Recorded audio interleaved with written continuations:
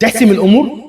احسم الامور. ايه المشكله؟ ايه المانع انك تحسم الامور؟ بس لازم تعرف رد فعلك هيبقى ايه شكله، رد فعلك هترد ازاي، هتتصرف ازاي مع الشخص ده. الحياه ما بتتاخدش كده.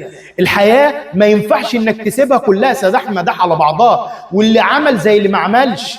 بص، لازم توقف كل واحد عند حد معين، لازم توقف كل واحد عند مكانة معينة ما ينفعش يتخطاها. في ناس ليهم محطات في حياتنا ما ينفعش يكملوا، هم لو كملوا تكملتهم في حياتنا خسارة لينا. يبقى كل واحد ليه محطة لازم ينزل عندها، وكل واحد ليه حدود لازم يقف عندها.